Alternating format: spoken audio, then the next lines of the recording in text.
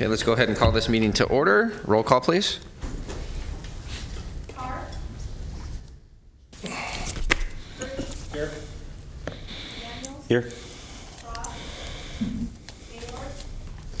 Jenna. Here. Hanson. Here. Harris. Here. Kennedy. Lee, Here. Natoli, Peters, Cerna, Here. Terry. Here. We have a quorum. Thank you. So with that, we'll move on to the Pledge of Allegiance. And since we have Mr. Corliss in the room, if he would lead us. Pledge allegiance to the flag of the United States of America and to the republic for which it stands, one nation, under God, indivisible, with liberty and justice for all. Thank you. I do not believe we have any announcements to make. Or I guess we have the television announcement. Just a please. playback statement. This meeting of the Sacramento Metropolitan Air Quality Management District is cablecast live without interruption on Metro Cable 14, the local government affairs channel on Comcast Consolidated Communications and AT&T Uverse cable system. This meeting is being closed captioned and will be webcast at www.sacmetrocable.tv.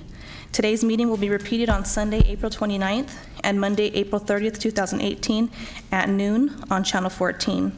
Members of the audience wishing to address the board should fill out a speaker form located on the table at the back of the chambers and give it to the clerk.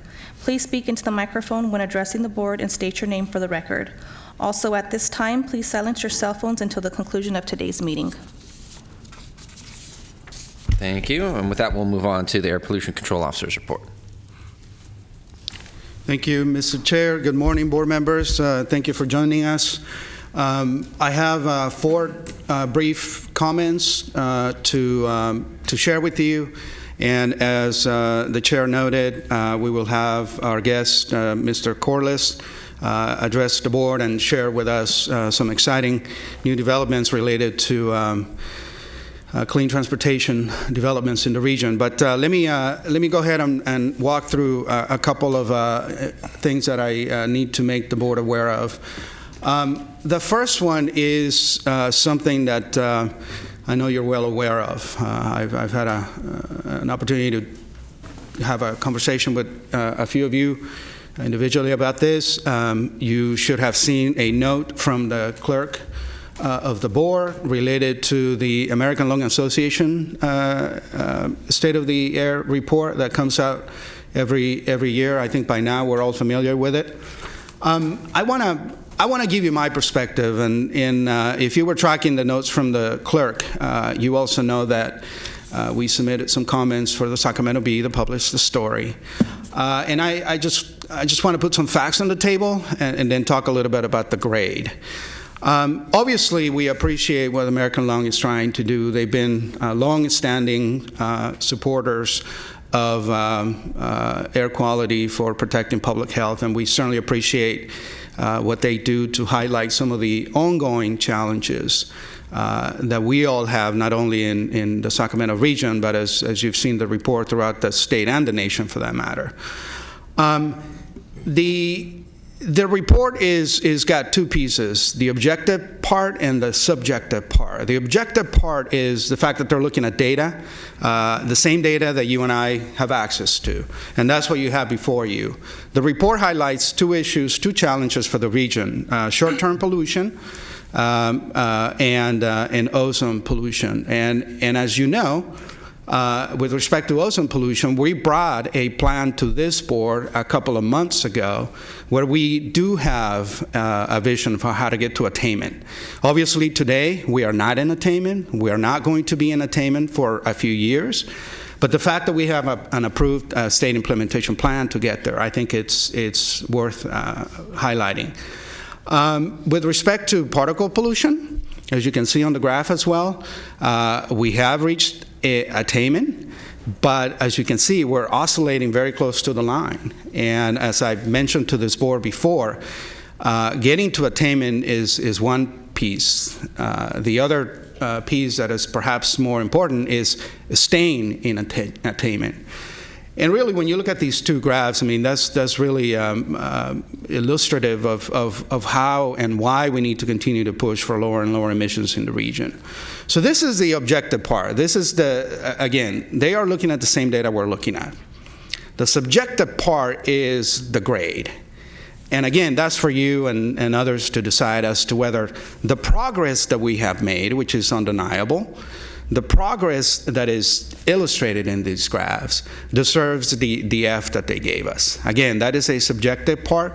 Clearly, it gets the attention of the media and others, which again is good. We appreciate the fact that it puts an important underline on the work that we all do to try to get clean air in the region. So just wanted to make those comments for you. I know that, as I mentioned initially, all of you have looked into this. So I'll pause for a moment in case you have any questions or comments before I proceed to the next point. Thank you. I know Vice Chair Guerra had some questions. Yeah, thank you. I did want to, first of all, thanks for the op-ed that you had done, and I believe it was prior to even this issue coming out. Mm-hmm. When many of us, Board Member Cruz and I and a couple other folks on the air quality team were at Cap to Cap and we met with the EPA, I think the point about the ozone pollution and the conversation about if we're ever going to reach attainments, how contradictory the federal rollbacks on some of these regulations are if we're ever going to actually meet the subjective letter grade of the American Lung Association. But I just wanted to make sure that our board also knew how proactive we have been here on this effort. And the graph shows it itself, I think, the work that the Air Quality Management District has done. But more so, bringing to light how the current proposals that are being put on the table put us backwards in actually meeting those ozone attainment, those federal attainment levels. And not to forget that on the particulate side, our wood burning stove program and maintaining that level has made some issues. And this last year, we had some challenges with wood burning stove again, which underscores the education that we want to do on that. But I just want to say thank you for being proactive before even a media story came out about talking about these issues, and not to lose sight of that effort. Any other questions or comments for this item? Okay, thank you. Okay, thank you very much. Moving on, the next topic I want to share with you, and perfect segue, thanks Director Guerra. We need more clean air action, there's no question. We're making a lot of progress, but we're going to need to up our game and do more. And a new idea that has emerged out of the mayor's office in Sacramento is this of the Climate Commission. I'm jumping the gun a little because obviously we don't own this idea. The mayor is going to probably roll something out with a little bit more detail. This is very much work in progress. But the reason for bringing it before you is because I want you to be aware of this. It's an exciting and new initiative, and the way I think about it, and again, is very much work in progress. There's many actors that are going to be part of this, as they should be, because this is a regional strategy. But the way I think about it is really a very important opportunity for all of us working in the region, in the area of not only clean air, but climate change, to get well coordinated.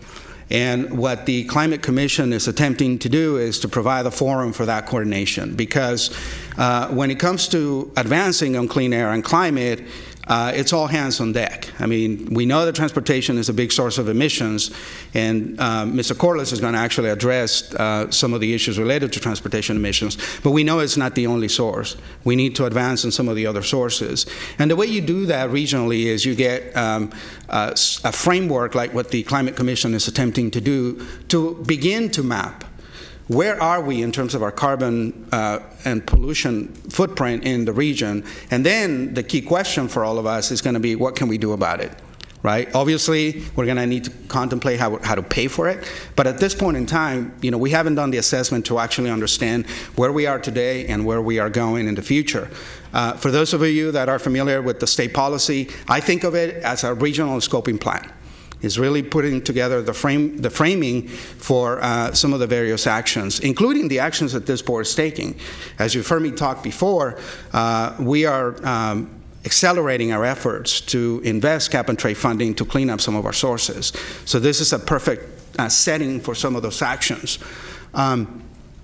There's a number of actors that are going to be involved. Like I said, it's being led out of the mayor's office. We've had a couple of meetings, a couple of discussions with the mayor himself. But again, my objective today is just to make you aware of it so that when you hear about it, if you happen to hear about it before we meet next, at least you have a basic concept of what this is.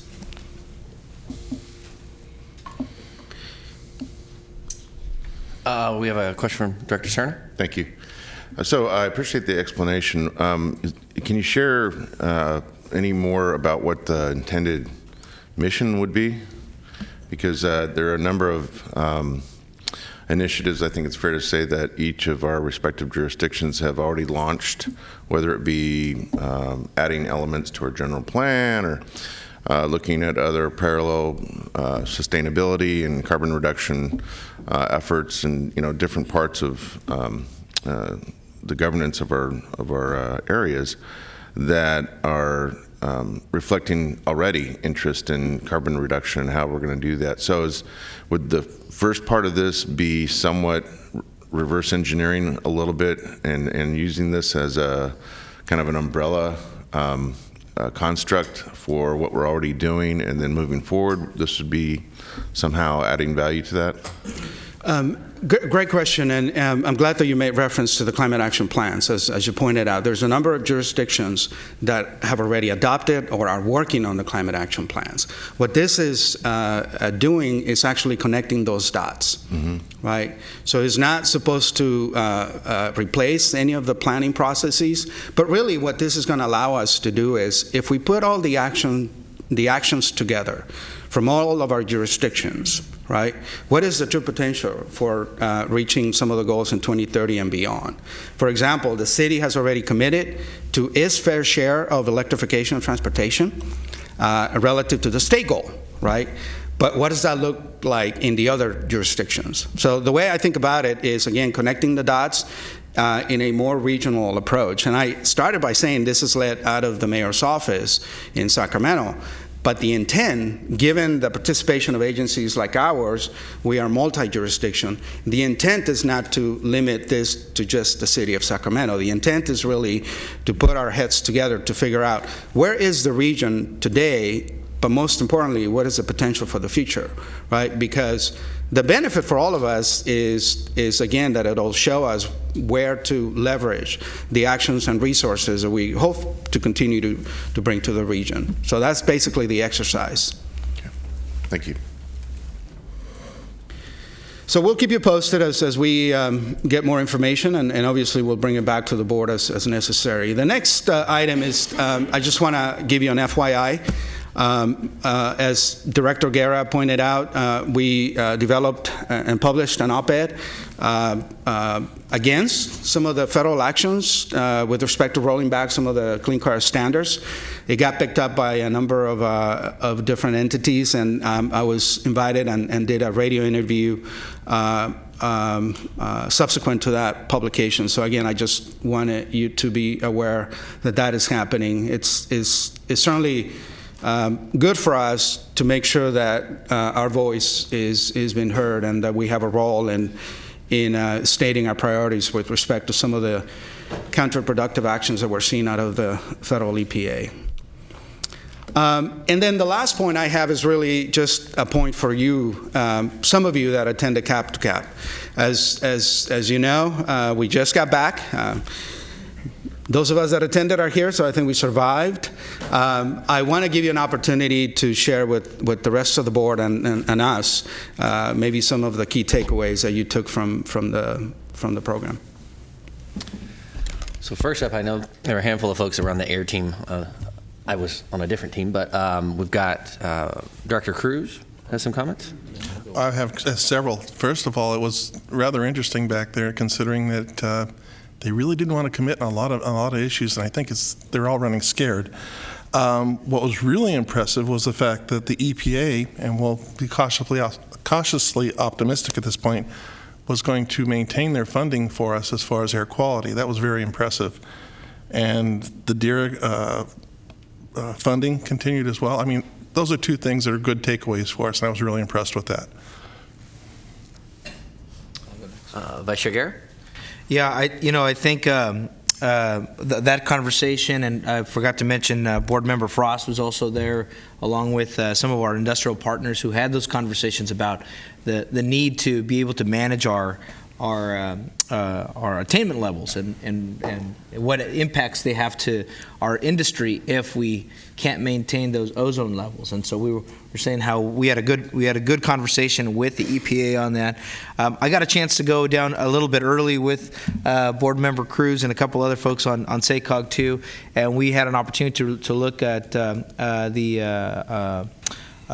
Maryland and Baltimore corridor out there, and to see how they've looked at infill and vitalization and different methods of bike share as well to improve kind of their efforts and their congestion efforts, and to create a more walkable community. And I think there are a lot of takeaways there that we can look at in some of our old corridors throughout the entire county and city from our region that could affect better air quality standards.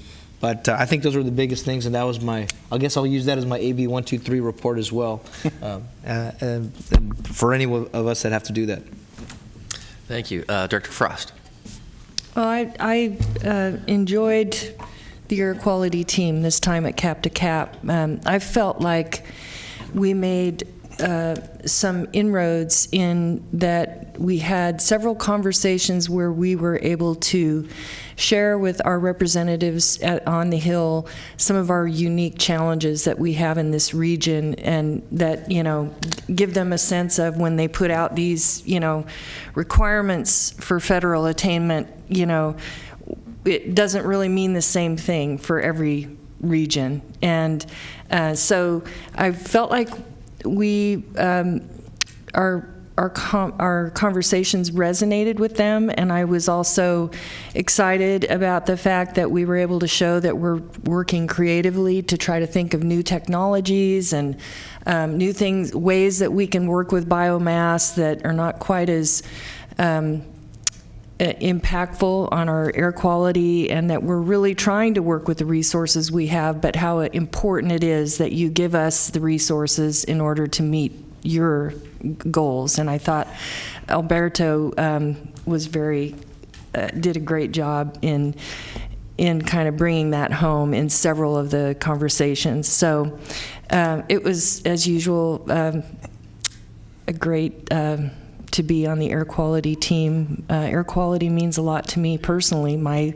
I came to Northern California because my father couldn't live in LA anymore because of the air quality. So I'm here because of air quality. So anyway, it was a great Cap to Cap, a lot of good networking, and we made some great progress on air quality. And Alberto led a bike share team through the streets of DC to the EPA meeting. You guys rode bikes to the APA? It was cold. Yeah, I will say that as one of the chairs of a different committee, I can't imagine going to that trip for your first time and also having to chair a meeting. So kudos and hats off. There were a lot of compliments of the work that the air quality team did while we were back there. Any other comments? The only thing I'd add, Mr. Chair, is that in addition to the comments of my colleagues, is I think that for as much as we're there to face the federal audiences and the other people we interface with, I always think the alchemy of those moments is that we synergize across 300 plus people a regional set of priorities and goals, and to hear people from different industries, public, private, and frankly just different ideologies, all pushing forward with the region's goals, I think is an inspiring moment, especially when it can seem like an uphill battle with DC, to all be there united. And so I think those those moments are good for all of us. Yeah, and to echo that for Mr. Corliss, who I think that SACOG tour embodied that regional conversation of people getting together, and I thought that was time well spent for a lot of folks and on that trip through Maryland. And for anybody that's interested, as we talk about the EPA budget, I'm pretty sure the EPA secretary is testifying right now in front of Senate Appropriations about their budget for this year. So we'll see how wild they are about keeping level funding for air quality. I'm cautiously optimistic that you're right. So with that, Very good. anything else? That's it. Okay. So with that, we'll move on to the consent calendar. Do we have any public comment on any items? No, we do not. Okay. Do we have any items that need to be pulled? I'll move the consent calendar. Have a motion? Do I have a second? Second. A motion by Guerra, a second by Hanson. All in favor? Aye. Any opposition? Abstentions? Okay. So we'll move on to our discussion calendar. Item 6 is Sacramento Area Council of Governments Green Region Initiative. Mr. Corliss? Good morning. Good morning. Pleasure to be here in front of you today. James Corliss, I'm the CEO of the Sacramento Area Council of Governments. Really a pleasure to be here, and I really want to talk about some of the work that we've been doing cooperatively with your staff. Thank you very much. I echo the cap-to-cap accolades. I think that was an excellent trip that we were able to sort of gel across agencies and teams and the entire region. And we really wanted to come and talk to you this morning about this Green Region Plan that our board actually just adopted last month, and that we've been working really closely with your staff, Dr. Ayala and Tim Taylor. I've also got Rafe Porter here from the SACOG staff, so if you have anything great to say about this Green Region Plan, you can direct that to me. Hard questions, Rafe is happy to answer them over there. Okay, so there's really three goals in our minds of really trying to develop a regional plan. When we say Green Region, we're talking about mobility, transportation, and really trying to clean up, reduce emissions, electrify our 6-county transportation fleet. And there's 3 reasons for doing that in our minds. Number 1 is to be a national leader. I believe that we have we've set the foundation here at a state level, but really in the 6-county region, we believe we can be a national leader on going green in transportation. Secondly, I think it's wonderful in terms of Green City and the Electrify America and the VW settlement, what the city of Sacramento is doing. We have the city of Sacramento, West Sacramento, and Davis about to launch what we hope will become the largest electric bike sharing system in North America this year.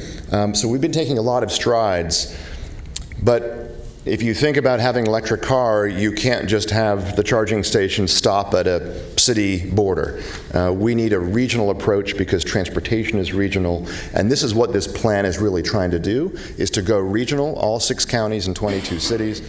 And then finally, and maybe most importantly, I think you've probably heard already as a board, we are now under the Air Resources Board has adopted strict greenhouse gas reduction targets for us as a 6-county region. In our upcoming transportation plan, we're going to have to reduce per capita 19% greenhouse gas emissions per capita from mobile sources by 2035. That's a 3% point increase from our last plan.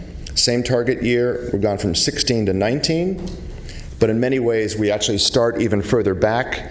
For all kinds of technical details I can explain to you, we're probably starting back around 13% because the price of fuel forecast is lower, so people consume more mobility, and we've got about 6 percentage points to make up. The good news in the ARB's action in March is that they recognize that our region is different. While we and Los Angeles, San Diego, and the Bay Area all have 19% emission targets, per capita emission reduction targets, we made a case to the Air Resources Board that we are different. We don't have the market dynamics and the infill housing market dynamics that the other coastal economies have. the state has taken away the very tools that we relied on, like redevelopment, to make a lot of those kinds of things happen. And so the AO Research Board said, okay, we recognize that. This is a bit of a different case. And so we think there should be a statewide pilot program in the 6-county region to basically try and test new approaches to reducing greenhouse gas emissions. That's up to us to go to the state to get money to fund electrification of vehicles and car sharing and walkable infill housing development. But we've basically been given that kind of leeway. I kind of describe it as a sort of a fishing license from the state, and that's actually really good news. We're going to have to put our money on the table here regionally to then go get state dollars to match us. So we believe we're not doing well enough to compete for a lot of the cap and trade funds. We believe that if I look at this at a state level, statewide, we're a great region to invest in, because we're probably going to grow the highest percentage-wise over the next 20 years. That growth can be shaped. We can try and test new ideas and technologies here in this region. And again, that's really what the Green Region Plan is supposed to do. It's supposed to wrap up both our existing, what's on the ground for electrifying the fleets. It's really a budget, if you will, to figure out what would it cost, what would it take to truly go green in the transportation sector, to put our money into this and then try to go get state and federal dollars to match us. So there's 5 kind of buckets in the Green Region Plan that I want to cover. First, residential consumer. This is probably the most visible, and the thing that many of us think about is how do we get and how do we provide incentives to electrify the fleet, to try to make sure we have higher penetration on electric vehicles in the consumer market. And this is a little bit of a forecast here in terms of where we are now with electric vehicles in the region at about 14,000 vehicles, where ARB in the state thinks we're going to be heading in the future, an explosion in hybrids and electric. We need public charging stations. We need charging stations to accommodate that growth. And so the first kind of bucket in the Green Region Plan is really to go big, to go region-wide, so that there are no gaps in coverage on charging, and provide some more of those incentives in the consumer market. Second is in the sharing and car rental and what they call transportation network companies, right? So fleets of cars and vehicles are coming here more and more. With Electrify America, we are hoping to see this year a lot of pilot programs here in the city of Sacramento that will be all electric. There will be residential fleets. There will be fleets of electric vehicles sitting on curb space that we want people to use. We need to make those fleets and make sure those fleets are as green and clean as possible. So we know that's going to happen in the city of Sacramento. But as more of these fleets come in, we're not so sure. This is actually a map of the city of Indianapolis.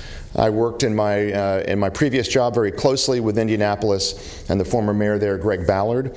And this is a map of a private company that I believe has just gone into Los Angeles as well, into some low-income communities called Blue Indy. This is the brand for Indianapolis. So they have gone big in Indianapolis to get electric car share blanketed across the city of Indianapolis and Marion County. That's an excellent example of, I think, the kind of thing that we could look at going bigger and making a bigger investment in terms of Electrify America, what they're doing here in the city of Sacramento. I will also say I've been here now a year. I remember I landed about a year ago in Sacramento International Airport. I went to the car rental counter, a family in front of me, and they went to rent a car, 5 of them, and the woman said, "Hey, can I upsell you to a large SUV?" And the family said, "No, we don't really want that." And she said, no, really, I think you're going to need a really large vehicle. And they said, no, actually, we'd prefer a more fuel-efficient car. So there was sort of, they'd never been to Sacramento before. That was your welcome mat, right, to the region. Now imagine if, rather than that experience, at the car rental counter, they said, "Welcome to Sacramento, can we get you an electric vehicle?" We have about 10 to choose from, and actually it's cheaper because we have a program that actually writes down the cost of you trying an electric vehicle. And here's a map of all the charging stations in the 6 counties. We'll have no problem ever running out of charge. This is the way we do it here in this region. That is the mindset I think we need to strive towards, and that's, again, an example of what we could be doing in terms of sharing and rental. So third bucket, see our colleagues here from RT, Transit vehicles. We are going to have to clean up the transit fleet. The state has given us a 2040 deadline to have zero-emission transit vehicles because of the useful life of a lot of buses and cutaways and shuttles. We need to start now thinking about how we can actually get zero-emission vehicles online so we can replace the pool of about 758 transit vehicles with zero emission. This is not a cheap endeavor. We are including this in our budget in terms of we need help, right? We need to both figure out the funding sources here locally, but we believe we need help from the state and from the feds to make sure that we can clean up our transit fleet. Speaking of fleets, obviously there are a lot of other fleets. These, again, are going to be perhaps some of the lower hanging fruit or the medium hanging fruit, if you will. City and county fleets, private fleets. These fleets are a great example of places when it comes time to both change the fleets, we can go to zero emission, but also we could look at regional procurement. So we could look at economies of scale to actually go big on purchasing zero emission vehicles when it comes to fleets, if we have our kind of regional act together. And then finally, we want to make sure that whatever we do in mobility, and the mobility space is revolutionizing, as you know. Uber and Lyft are just the tip of the iceberg, that we are not creating a system of transportation haves and have-nots. So we really want to make sure that things like electric vehicles, as we know, we're already piloting here in Sacramento, but are going into low-income communities and disadvantaged communities. I was talking to somebody yesterday who's sort of an expert on fuel price forecasts. You know that gas is above $4 a gallon. It's climbing higher. Perhaps we should look at low-income families and workers as some of the prime targets of folks who could really use to not actually have that hit their pocketbooks every week and every month. So the Green Region Plan envisions about 3 pilot projects, much like, again, is happening in some places on the ground through SHRA and others, to go big in disadvantaged communities. So here's my final slide, and just basically a sense of the budget. And I do want to kind of give you a little bit of an idea of what the Green Region Plan means financially. We are trying to wrap up and answer the question regionally, what would it take to basically electrify or make zero emission as much of our transportation fleet and network as possible in the 6 counties. And we want to do that by counting our existing efforts on the ground, putting some of our regional funds, perhaps at SACOG, I'll say a bit more about that in a second, in on the table, finding private sector partners and utilities like SMUD and PG&E to also come in and to wrap that up and then go to the state and the feds for basically matching and leverage dollars. That, by the way, will help us get to that 19% target that I mentioned earlier that is going to be really hard for us to get to. And by the way, congratulations to many of you. SB1 competitive grants were announced yesterday. We have US 50, I-5, other grants that were awarded to this region. In fact, we did better than our population share yesterday on those announcements. We have work to do still before the board meeting at CTC. But if we don't hit that 19% target, we get cut off from those state competitive funds. So the 19% target is not just an academic exercise. It's a real exercise in terms of public health, in terms of climate change, but also in terms of real transportation dollars coming to this region. So I just want to close by saying the board adopted the plan last month, the SACOG board. Thank you for the board members that are here and your leadership on this. This coming month, and in fact next Thursday at our Transportation Committee, the board will be considering this summer's regional transportation funding round. We have about $125 million this year that is on the table, and you can see in green here we have sort of a high, medium, low scenario in terms of those funds, and some of them come from federal sources, air quality, CMAQ funds. Staff is recommending to go with a high level of $11.6 million for this next calendar fiscal year. So $11.6 million is the high.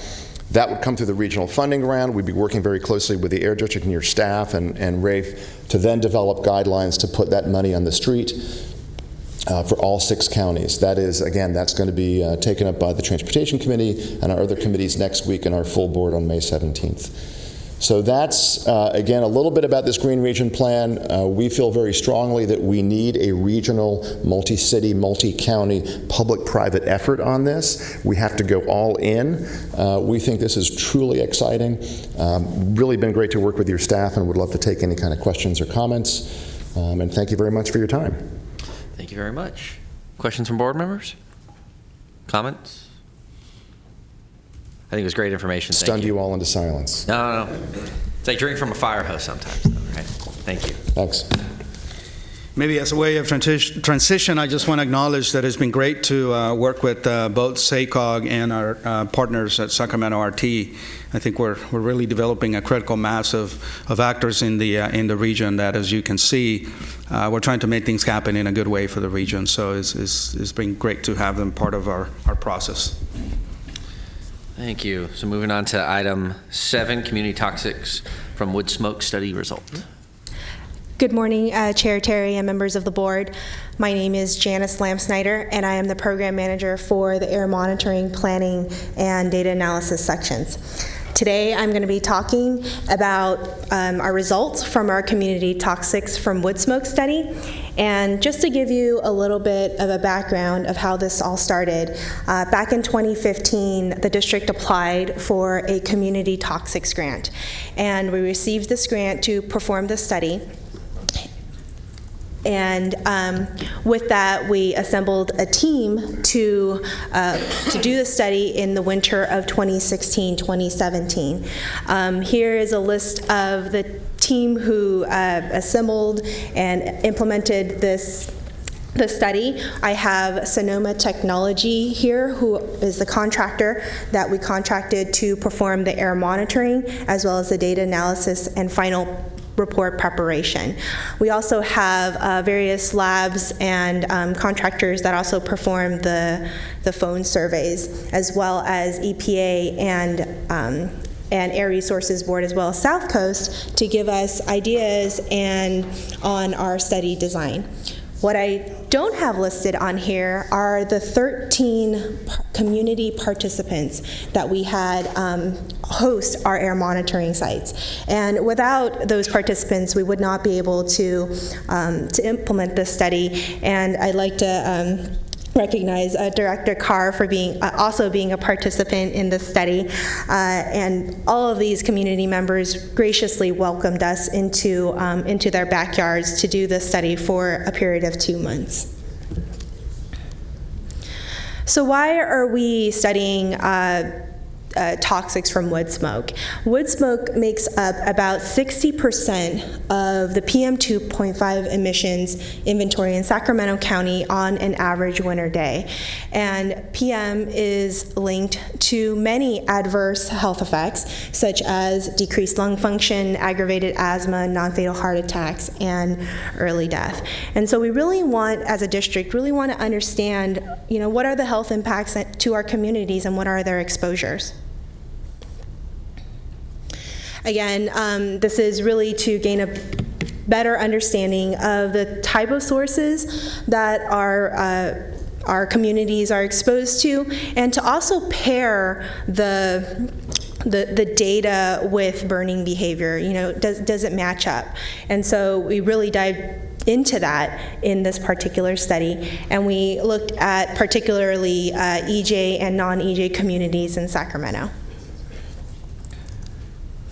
So what questions did this study answer for our communities? First, what are the concentrations of air toxics?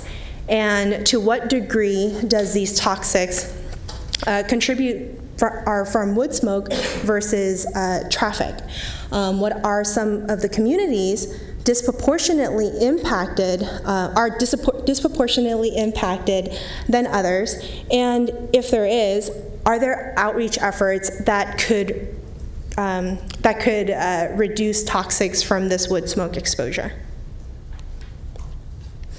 So a little bit about how the communities were selected. We had monitoring in six communities in Sacramento, and each of these 6 communities represented 3 particular pairs. So we had one EJ community, one one EJ community paired with a non-EJ community.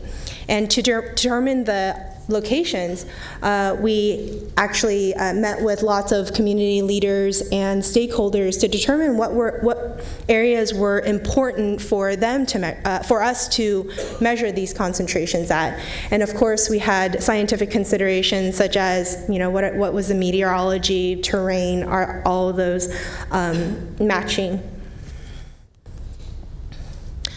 For the study measurements, we had 12-hour gaseous samples, and those were to characterize the air toxics that were in the communities. We had nighttime versus daytime samples, as well as wood smoke particle filters. We sampled those on 14 days throughout the winter of 2016-2017. We also had 1-hour continuous measurements of PM 2.5 that were from regulatory grade monitors as well as low-cost sensors. We also looked at black carbon, which can help us distinguish the traffic versus wood smoke components.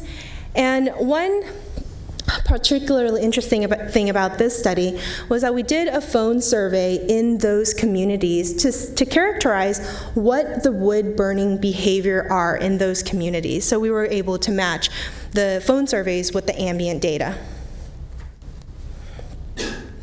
This is a map of the different monitoring stations that we had in Sacramento for this particular study. There are 2 monitoring sites that we currently have that the district operates that we started from. The Del Paso Manor, where you have a star, and at T Street, which is ran by the Air Resources Board. We use those 2 as our starting points because those were where our non-EJ areas were. And so then our next step was to find out where the EJ areas are that could match up with those particular sites so we can leverage our existing resources. So we paired up Del Paso Manor with the Arden community and the T Street area, which is the downtown area, with South Natomas. And if you can remember, the board also directed us to look at areas that were south of 50. And so we had Tahoe Park, Colonial Heights as part of our non-EJ community, and in South Sacramento, which represents our EJ communities. So, summary of the results from this study. What we found was that wood smoke from wood burning does not significantly contribute to air toxics concentrations, and that fossil fuel combustions was the highest in our EJ communities, but wood burning indicators were the highest in our non-EJ communities. And the phone surveys and the ambient data all showed a consistent story, that there was more wood burning in non-EJ areas. One last thing that we had on there was that what we found was that low-cost sensors actually performed pretty well during the study, and that although there were modest variations in each of the communities, we were able to use them to assess spatially, or increase spatially our monitoring in the county.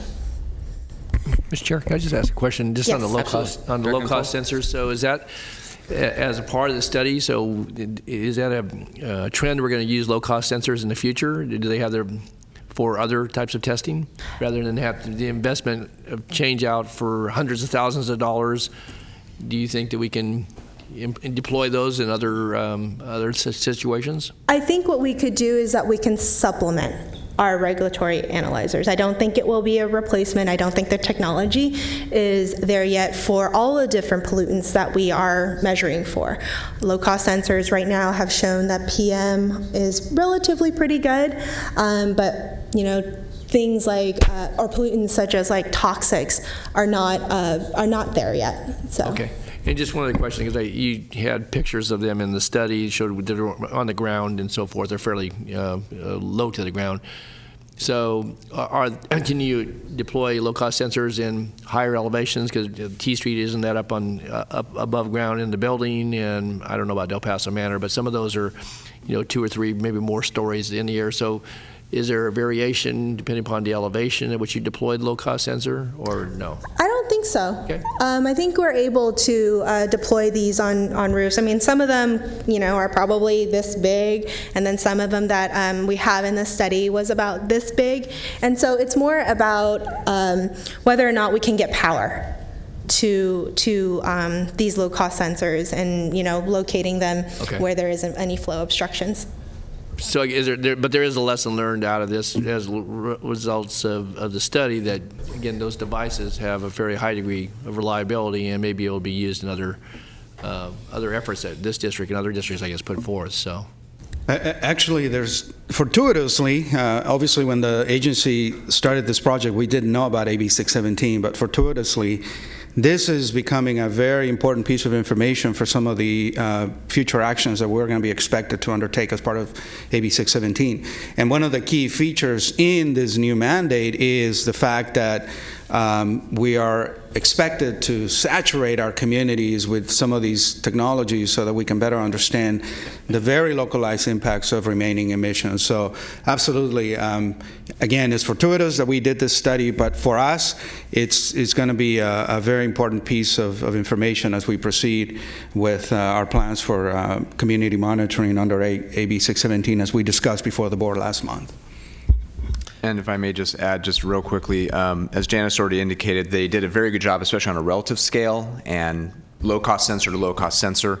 But more to your point, Director Natoli, to the extent that how they compare to the regulatory monitors, there is a average of a double-digit difference on the reading. So especially when you're talking about where we're bumping right around the standard of 35, you're talking about something that actually is proportionally, say, 40% off. But in terms of giving the communities a relative scale of what's going on day in and day out, are they running at a nice average level? Are they having something increasing on this day or a better decrease?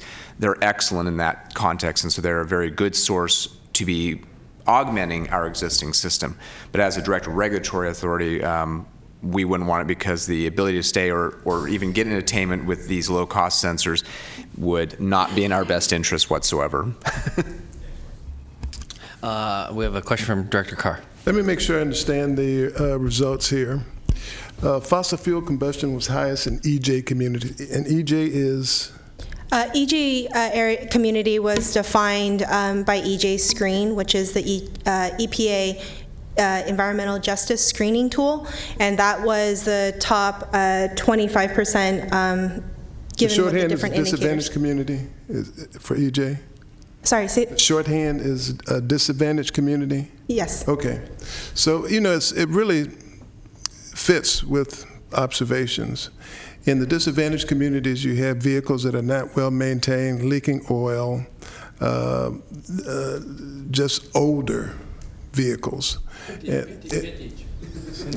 Vintage, like us. And we don't see a lot of wood-burning fireplaces and things like that. So it tells me that we should be directing our electric vehicle focus on those communities and the outreach to the non-EJ communities to get them to stop burning. So anything that we do towards getting electric vehicles introduced, and especially into apartment complexes where there's a little ability to charge, and to some of the gathering places, the stores, the supermarkets, to have chargers in those community meeting facilities, the better off we're going to be. So hopefully this will guide us in how we focus our funds as we move forward. We're in full agreement, Director Carr, and the point is well taken. We recognize we owe you and this board a description of some of the new exciting programs we are working on, very much in tune with what you heard from SACOG in terms of getting these better mobility solutions to these disadvantaged communities that we do have.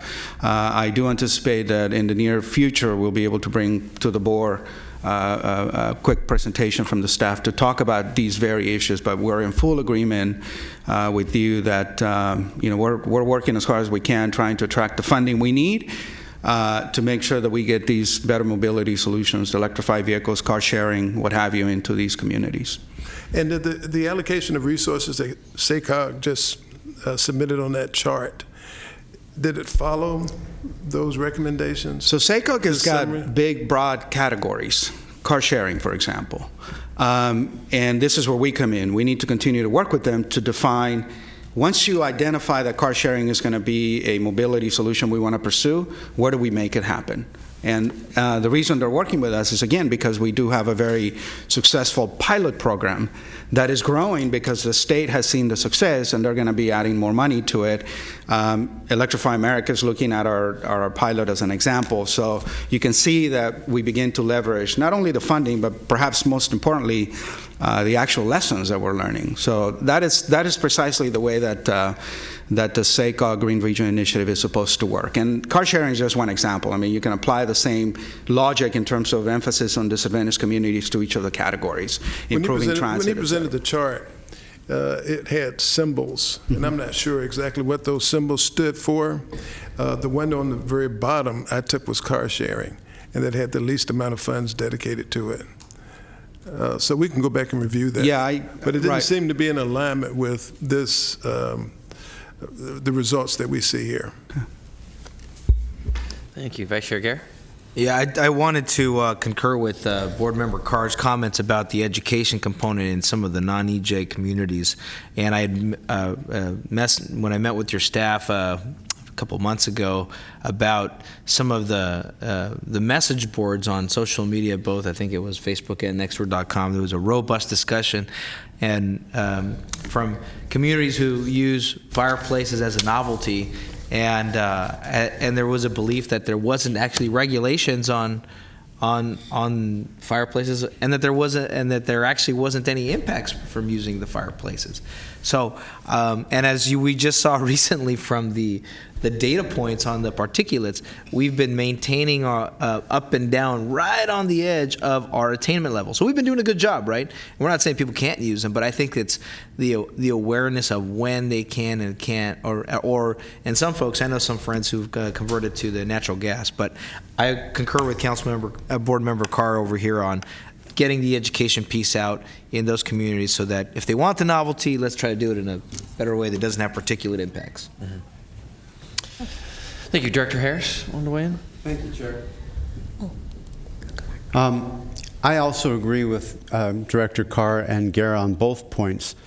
We've already shown with our pilot at Alder Grove Marina Vista that electric propulsion actually meets the economic needs of people in disadvantaged communities. So we really need to take this study and press it with Electrify America as they prepare their regional car share program.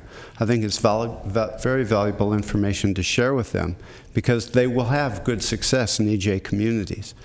That piece, and I'd also like to speak about the wood burning. It is true, like in my district in East Sac, an awful lot of people have outdoor wood burning fire pits, and they use it as a social event. And there really is an education component here that I think would net results. We put out information about no burn days, and often people disregard it completely. So there's an enforcement component too, but I think there's really a lot of ground to gain on the particulate matter in those non-EJ communities. So I agree with Director Gare completely on that point. Thank you. Director Daniels? Thanks. Well, at the risk of saying I must be missing something, point number one to me clearly says that the smoke from wood burning does not significantly contribute to air toxic concentrations. Am I reading that wrong? We're talking about, it sounds like we're talking about just the opposite in these comments. And Janice can go into more detail real quick. And the important distinction here is there's the regular particulate matter levels, which are the wood smoke is a significant contributor to. It's just are there or are there not toxics coming off of wood smoke? So you are correct in reading number one that from a toxics perspective, there's not a lot of toxic emissions that come off of wood smoke. PM itself, which we're right on the cusp of attainment, is very much associated with wood smoke. It's just whether or not there's toxics from it. Okay. So you are correct though that it is very explicit on the toxics piece. And to clarify, the PM is causing what to people? Well, what is the danger of higher PM? So higher PM has, if Janice I think is quickly flying back, but it's everything from aggravated asthma, decreased burning, or breathing capability, irregular heartbeat, the non-fatal heart attack. So there is very much a PM impact, which is why there's the federal PM standard of 2.5 of the 35 micrograms per cubic meter. So the PM side of it itself has a very direct impact in terms of the health and well-being of our communities. The study itself was trying to break into more of, well, is there also a toxics issue that maybe we're not as aware of from this, and where that significance may or may not lie? And so the point, going back to Janice's slide on the very first point, is that wood smoke is not a significant contributor to toxic emissions from it. And where we are seeing the biggest impact of toxic emissions is from our mobile sources, from our cars, our trucks, our locomotives in the areas as well. I'll give you a short version of this, just to be clear, make sure that we're all on the same page. PM can kill you, so it's bad for you. And PM is a Trojan horse, because inside it you can have all kinds of nasty stuff that causes you the ailments that you see on the slide. But earlier in your presentation, didn't you also put a chart up? Was that we're at a pretty good level with PM? Well, to the extent that where we're allowed to. Right, yeah. We're oscillating back and forth, and that keeps me up at night. I want to see that level a lot further down from the line, because on any given, we watch these levels very closely, because on any given episode you can go off into the non-attainment area. So, like lightning in Santa Rosa can or house fires in Santa Rosa can drastically affect this, and we have no control over those types of. And dumpster fires in Washington. Yes. How about that one? Yeah. Was this a Cap to Cap visit that I didn't hear about?